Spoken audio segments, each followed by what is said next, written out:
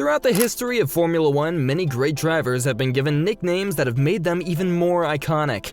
These nicknames are often linked to the distinctive characteristics or personality traits of these drivers. From the Iceman to Mr. Monaco to the Rat.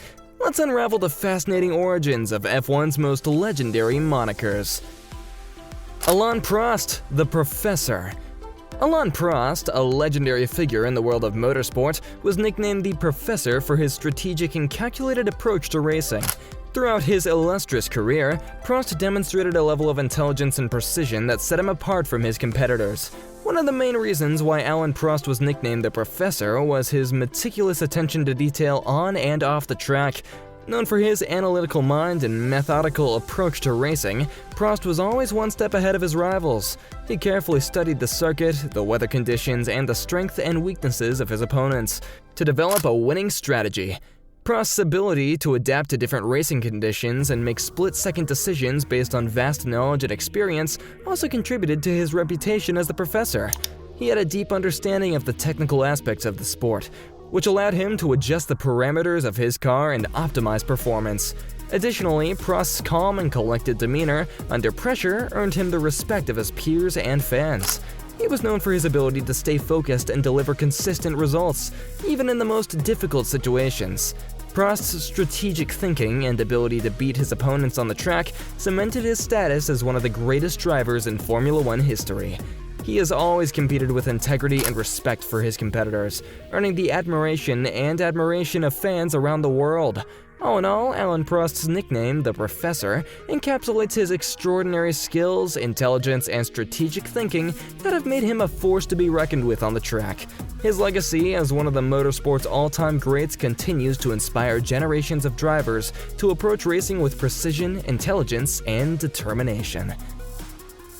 Graham Hill, Mr. Monaco. Now this is probably the fastest bend on the course. Graham Hill will always be remembered for his gentleman runner persona that he presented so easily on the track and in the media. However, beneath that pleasant exterior was the heart of a true long-distance racer who is today the only motor racing driver to compare motorsport's Triple Crown by winning the Formula One World Championship, Grand Prix of Monaco, 24 Hours of Le Mans, and the Indianapolis 500. The son of a stockbroker, Graham Hill was born in Hampstead, London, on February 15, 1929. He attended Hendon Technical College and joined Smith's Instruments as a trainee engineer. He then served in the Royal Navy, where he rose to the rank of a petty officer. He was also a keen rower and met his future wife Bette while rowing for Ariel Rowing Club. After leaving the Navy, he joined the Smiths Instruments and later joined the London Rowing Club in 1952, where he successfully represented them at Henley. He then used the club's colors on his racing helmet. He later said, "I really enjoy driving. It really taught me a lot about myself, and I also think it's a great character-building sport. The self-discipline needed to drive and the never-say-die attitude definitely helps me get through the hard years ahead." Graham started driving late, passing his driving test at just 24 years old. However, he had tested the track with a racing school at Brands Hatch. After those first 4 laps in a Cooper 500 F3, I was hooked. With no money to fund his own racing, he traded his car tricks for a job as a mechanic and soon was winning races while teaching other drivers at school. Off the track, Graham and Bette married in 1955 and had 2 daughters, Bridget and Samantha, and a son, Damon. During his time, Hill's ambition took over and he was looking for a full-time racing driver. After a race, he hitchhiked with one of the other participants, Colin Chapman. Chapman was already a well-known team owner at Lotus and Hill, and he convinced him to give him a job as a mechanic. Chapman was unconvinced of Hill's driving skills and took some time to relent. Once he gave Hill a chance, he knew it was the right decision, and Chapman promoted Hill to a full-time driver status, allowing him to make his F1 debut in 1958 at Monaco, the circuit that most late he did his own. After regular mechanical failures, he became disillusioned with Lotus and left in 1960 for the BRM team. This was the turning point for Graham, who built a reputation for his race preparation and took it upon himself to fix the car. The BRM was not only reliable, it was also fast, and in his hands he won his first Formula One race at Zandvoort and won the 1962 Formula One World Championship from Jim Clark, winning 4 of the 9 races, and was classified second in 2 others. This is the only time a British driver had won the title. Mike Hawthorne was the first in 1958. The 1960s were an era where drivers regularly competed in many different formulas, and Graham was no exception. Not only in F1, but also in Great Britain, sports cars, and sedans. It was during these forays into the various racing series that he entered the 1966 Indianapolis 500 behind the wheel of a Lola. After surviving a first-lap pileup that included 11 cars, he chased down a series of leaders including Mario Andretti, Jim Clark, and Jackie Stewart, before taking the lead within 10 laps to go, and taking the checkered flag as the rookie winner. The victory at Indy cemented Hill as one of the best drivers of his generation, and completed the second rung of the Triple Crown ladder. Having already won the world title in 1962 and the Monaco Grand Prix 3 times in 1963, 64, and 65, in 1967 he returned to Lotus to drive the Lotus 49 for his former boss Chapman. Testing of the car began in 1967, and Hill drove the tests. "It bit," he commented during the first test of the car. The car proved to be a world champion and continued to race competitively until 1971. After the death of team principal Jim Clark at Hockenheim in 1968, Hill became the main driver and won his second Formula One World Drivers' Championship title, all in that year. Chapman's cars, although fast, gained a reputation for fragility and unpredictable handling, especially with the increasing use of fins and aerofoils on the cars. Although never attributed to his accident, Hill and his former teammate at the time, Jochen Rindt, had accidents at the 1969 Spanish Grand Prix, and Hill was out for almost a year at Watkins Glen when he fell on his legs during the United States Grand Prix the same year. On his return to driving in 1970, Graham Hill raced for Rob Walker in a Lotus 72 and scored some points, but never regained the form he had before his accident at Watkins Glen. Hill joined Brabham for the 1971 season and scored a win at Silverstone. This victory was not remarkable in and of itself, but it will later be defined as Hill's swan song in F1, being the last of his career in Formula One.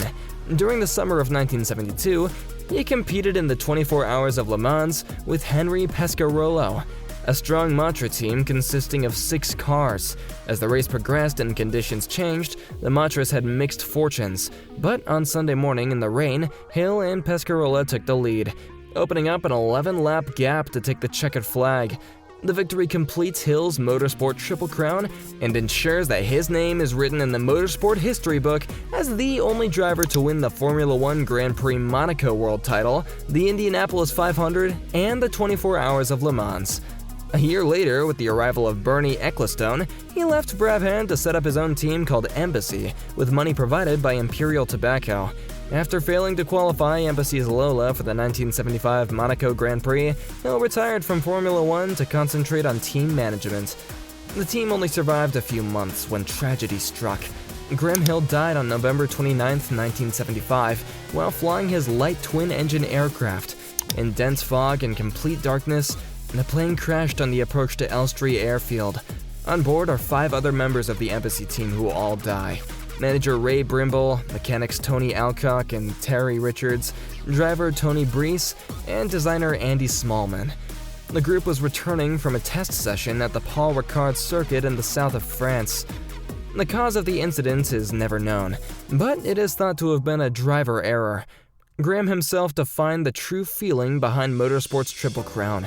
Having won the Formula One World Championship twice, the Monaco Grand Prix 5 times, the Indianapolis 500, and the 24 Hours of Le Mans, he remains the only driver in the history of the sport to have achieved this.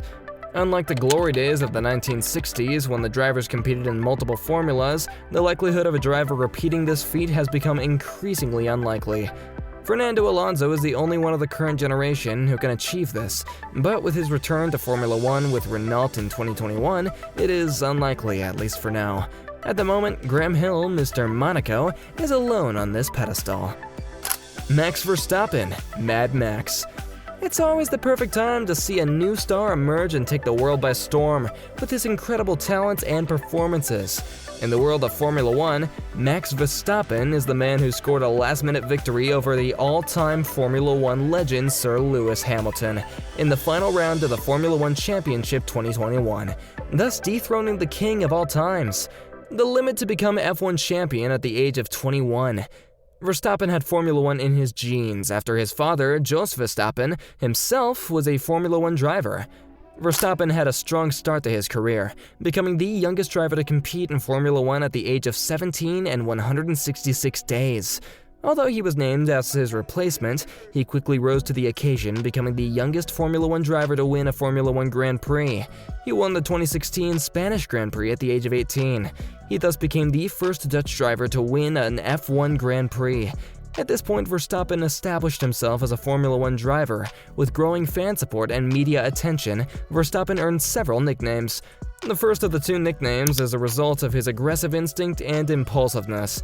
Verstappen was nicknamed Mad Max after an unfortunate incident in which he pushed Esteban Ocon and even kicked his car. At the 2018 Brazilian Grand Prix, Verstappen looked poised for victory as he led the race by a relatively comfortable margin. However, his car tangled with Ocon's as Verstappen tried to overtake him. This unfortunate collision cost Verstappen a certain victory, with the race ending in agony for him. After that, Verstappen got angry at Ocon and stomped on Ocon's car, which was considered offensive. Many called Verstappen's response crazy and called him Mad Max. Since then, this nickname has become particularly famous and is used to refer to Verstappen as an angry young man with a lot of fire in his belly. A Dutch music group called Pit Stop Boys produced a special single, Supermax. In recent years, Verstappen won his first championship in Formula One. After the victory, he danced to the song Supermax on the night of the victory, while the celebrations erupted at home. Since then, Supermax has been the appropriate way to refer to Max Verstappen, who now looks on course to win his second consecutive Formula One championship title on the circuits, but also the world of Formula One. James Hunt, Hunt the Shunt. James Hunt was much more than the legend of the driver, the drunk, the arrogance, and the charm that you want to believe. Since his death, and perhaps because of today's drivers leading less lavish lives, Hunt has become synonymous with a more hedonistic era of sports. Away from the circles and watchful eyes of the media, he was a very different person. His strong and turbulent persona was more reserved, and his apparent confidence was more reserved as well. Contrary to popular belief, Hunter's celebrity status made him somewhat uncomfortable. He wasn't looking for fame, it just came from his ability to drive an extremely fast car and at the limit. 30 years ago today, the motoring world was shocked to learn the death of the 1976 Formula One world champion Hunt, who took 9 of his 10 F1 victories during his 3 years at McLaren between 1976 and in 1978. He suffered a stroke at home. Wimbledon is only 45 years old. One of the greatest drivers of his generation and one of the most exciting of all time, Hunt was a complex character whose true personality changes depending on who you talk to, and when and how you get to know him. Hunt was a complex character whose true personality changes depending on who you talk to. He was very popular with British racing fans and the tabloid press, but for most of the media, he was a tough guy to say the least. Senior journalists found that the Englishman was weak to the point of arrogance, especially after he became a world champion with McLaren in 1976, after an intense battle with Niki Lauda and Ferrari.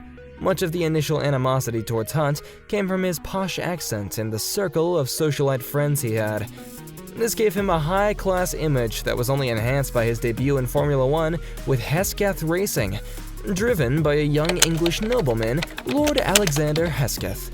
However, their serious purpose as a racing team was dwarfed by the reality behind the condescending behavior of their driver. His first attempt at racing exposed his naivete and precarious financial situation, as he built the so-called racing car from the bare shell of a wrecked Mini. A significant achievement given that I could barely tell a key from a wheel. But that didn't matter when he finally got to the forefront of F1 and joined McLaren in 1976. Here, a highly professional team took care of the nuts and bolts, leaving James to take care of the driver and everything else. He liked it. It was this last point that worried the workshop team. They didn't really know what to expect. He jumped in the car and put it in pole position. We asked, how did he do that? It was impressive. James had a reputation for accidents, hence the nickname Hunt the Shunt, and prone to tantrums. Hunt had come out of his crashed car and hit a rival after colliding in the final corner of an F3 race in 1970.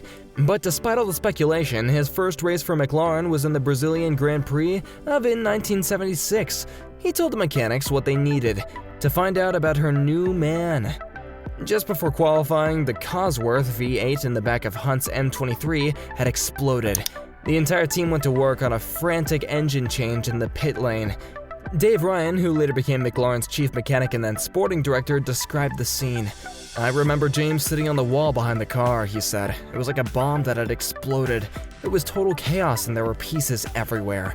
I said the poor man had no chance. He must have thought, I'm gonna get this thing in half an hour. We prepared him. He jumped and put him in pole position. We asked, how did he do that? It was impressive. Not only was he fast, but James was also a pleasant person and increasingly in demand in the social scene. A regional-level tennis player, Hunt was invited to play with the president of General Motors, whose company sponsors the Brazilian Grand Prix. The leader found that he had a very competitive opponent. Like anyone who faced Hunt in the Ashes, he was undone by a relentless drive to win. But Hunt's nonchalance was a facade, a defense against the relentless attention that accompanied his bold career choice. He had a hard time handling the fame. James would show up late to functions and stick to his dress code, usually a t-shirt, jeans, and sneakers, teasing his stylish and suited hosts. It was the way Hunt dealt with his contractual obligations. Far from a night out with his friends or a walk with Oscar, his Alsatian lover, on the beach near his refuge in Spain. McLaren mechanics didn't care what he did off the track as long as he did it in the car. However, there were times when they wondered if they would get in the car. A mixture of nervousness and anxiety regularly caused James to throw up shortly before the start of the race.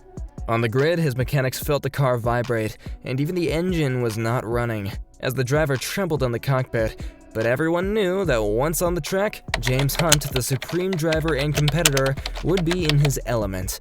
This was not the only natural habitat of Hunt, and the stories of his love for female company were well-founded. Our team learned to use this to everyone's advantage, especially when the pressure mounted near the end of a very tense 1976 season. The team director, Alistair Caldwell, had no problems to take a look at the preferred choice of his driver to relax in such a context.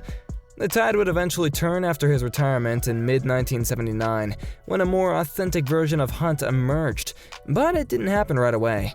He became an F1 commentator for commentator Murray Walker on BBC television, which significantly reduced his public engagements, but not his love for a good time. The punctual Walker was shocked when a disheveled car arrived minutes before the start of their first Grand Prix together in Monaco in 1980. Alarm turned to anger when Murray realized that James had clearly consumed the best part of a bottle of red wine that accompanied it, and immediately sent a runner to fetch another. Hunt was able to read the race and express his thoughts fluently and directly. He loved his job and his relatively low profile. The sea change came in 1982, and it was sudden and dramatic. He worked on his fitness, cut the excesses, and became one of the boys. He settled down with his second wife, Helen Dyson, even leaving cryptic messages during his comments, and his 2 children from his first marriage. He was able to return to a relatively normal life before fame. Journalists, who had carefully avoided James in the past, went out of their way to seek out his glamorous company.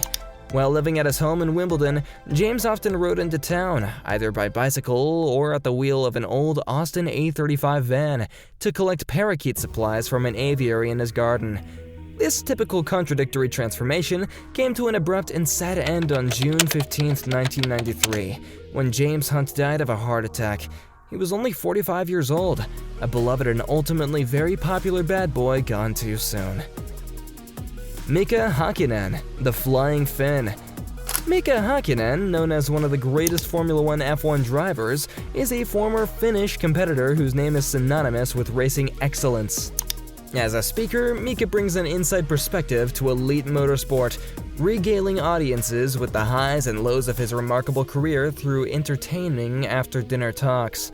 His most notable achievement, 2 victories in the Formula One World Championship in 1998 and 99, cemented his legacy as a sporting legend. Mika's passion for motorsports began at the age of 5, sparked by a ride in a rental cart near his home. His early exposure sparked a lifetime dedication to racing, leading him to winning his first kart race in 1975. His fierce determination led him to international competition, winning his first major title at the Finnish Karting Championship in 1981. Moving on to motor racing in 1986, Mika won the British Formula 3 Championship in 1990, paved the way for his brilliant career in F1. Mika's achievements on the track are unparalleled. With 20 Formula 1 wins and 51 podiums, his talent and speed are legendary. His aggressive driving style, characterized by oversteer to increase speed on slippery surfaces, earned him the nickname Flying Finn. Career highlights included his first Grand Prix win at Jerez, Spain in 1997, and his iconic 300 km/h lap at the 2000 Belgian Grand Prix, considered one of the greatest in the history of F1. Beyond racing, Mika's contribution to the sport remains significant. After retirement, he used his expertise as a commentator for Canal, Digital, and Viaplay, and excelled in driver management at Aces Association Group. His prestigious career has made him a sought-after brand ambassador, collaborating with luxury brands such as Johnnie Walker Whiskey and Mercedes-Benz, cementing his status as a motorsport icon. Vittorio Brambilla, the Monza Gorilla. Vittorio has his hands in the air. The steering wheel is at the moment the last thing on his mind. The happiness is too strong not to express it immediately with his whole being. Vittorio's last name is Brambilla, and he just won the Austrian Grand Prix in the pouring rain. It doesn't matter that his March Ford Cosworth crashed into the barriers. Vittorio's lap of honor will go down in Formula One history, thanks to the reflective cracked nose. A nose so special that it ended up in an auction several years later. Yes, because Vittorio Brambilla was a versatile man who paid little attention to style and precision, so much so that he was nicknamed the Gorilla of Monza by the English media, precisely because of his honesty and direct behavior. And it was thanks to his concrete side that he won his first and only Formula One race, starting from 8th on the grid and overtaking drivers of the caliber of Niki Lauda, starting from the pole in his Ferrari, and James Hunt, who finished second in the Hesketh Ford Cosworth. It's like a script for a movie. Vittorio's story is so incredible. And in fact, a short film will be made, entitled Vittorio's Dream, made with the Vittorio Brambilla Association and broadcast before a GP in Monza a few years ago. This Monza, in which he was born, and with which he has always had a deep connection, to the point that he acted as a safety car driver for the races organized at the Autodromo, a circuit that everyone knew the Temple of Speed, but which has always been like a family garden to him.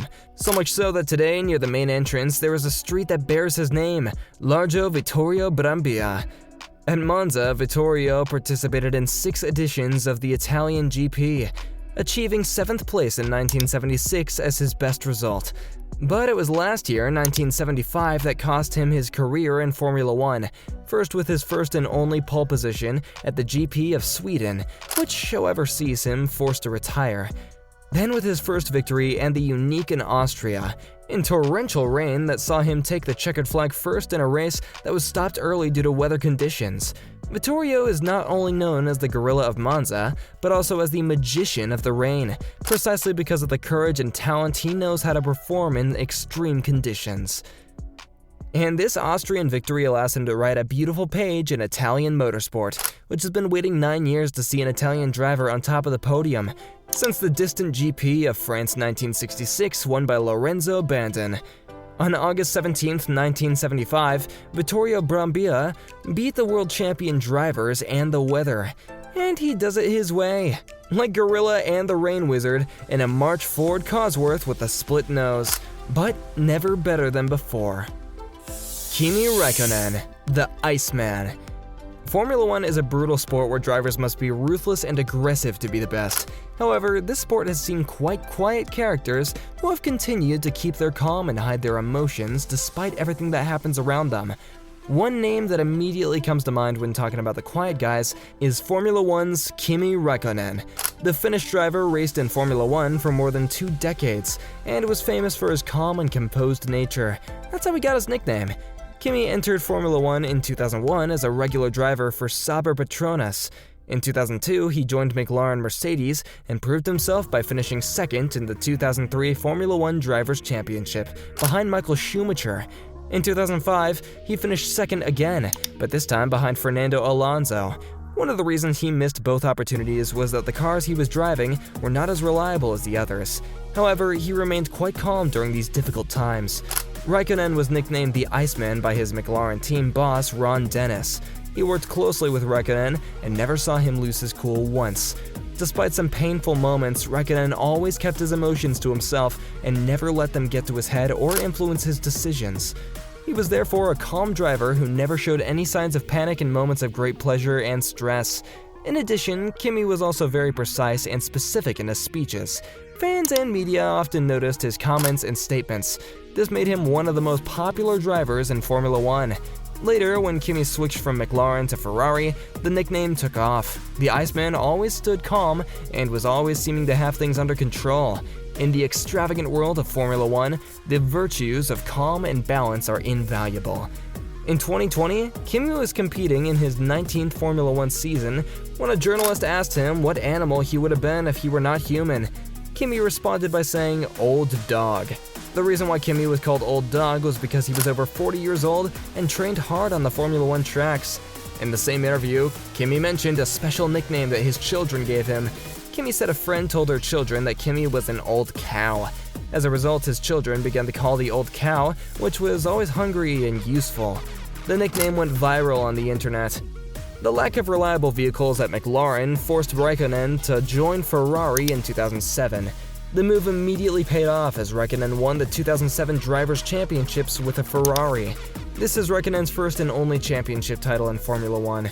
Interestingly, Ferrari has not yet won a championship since 2007. The Finnish man was the last man to win a Formula One championship for Ferrari. The Iceman finished his career with 21 GP wins and 103 podiums.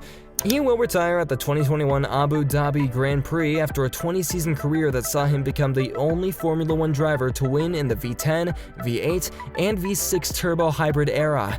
Ayrton Senna de Silva drove for Lotus, McLaren, and Williams throughout his career and won the International Driver of the Year award 3 times in 1988, 91, and 93. Senna started his career in karting. During his years in Formula One, he earned the nickname Silverstone for dominating England's famous Silverstone circuit, winning 6 of the 8 races. In Formula One, Senna holds many records that have not been broken to this day. One of them is 6 victories at the Monaco Grand Prix. Magic Senna, as some have called him, have won more races for McLaren than anyone else. Ayrton Senna was famous for his speed once in qualifying, and had recorded the most pole position in his history. Only Lewis Hamilton had been able to beat this record in recent years. Senna was also so famous for his performance in that rainy weather, which earned him the nickname the Rain King. There's no doubt that Ayrton Senna was a true master of the rain, with a level of car control that is very rare for the highest levels of Formula One. One of his best F1 runs came at the Portuguese Grand Prix, held at the Estoril circuit on 21 April 1985. Driving in a Lotus 97T, fitted with Renault's 1.5-liter V6 turbo engine, Senna took his first position in F1. Ahead of Alain Prost's McLaren MP4/2 and led from the start in torrential rain to win the first 41 Grand Prix races. Driving in wet weather in the turbo superpowered cars of the 1980s required great concentration and a sensitive foot on the accelerator. Senna's margin of victory was more than a minute over Michele Alboretto's Ferrari 156/85, while all other drivers were a lap or more behind. Prost, who would win the World Championship in 1985, also found the rain too heavy when he was third behind Senna midway through the race, spun on the main straight and hit the road safety barrier and had to retire. The Estoril circuit was built in the early 1970s and had been used for F1 races since 1984. It continued to host a Grand Prix until 1996. Although safety concerns and winds from sea crossings, combined with endless safety upgrades and the ever-increasing costs of F1, Management puts an end to the always exciting events of the Portuguese Grand Prix. Today, Estoril is used for various categories of Portuguese national races and some international level events such as the FIA GT or DTM series. One of the main reasons Senna was so good in the wet came from the training. In Brazil, he had private kart tracks that he would flood with water. This allowed him to extend the sessions to ride a high-powered custom shifter in adverse conditions. Unlike other sports, nicknames tend to mean something in Formula One. They tell the story of a driver's driving style, his personality, his habit of having accidents, his service to a particular team, his form at a particular circuit, or even his appearance. You can tell a lot about a driver just by his nickname.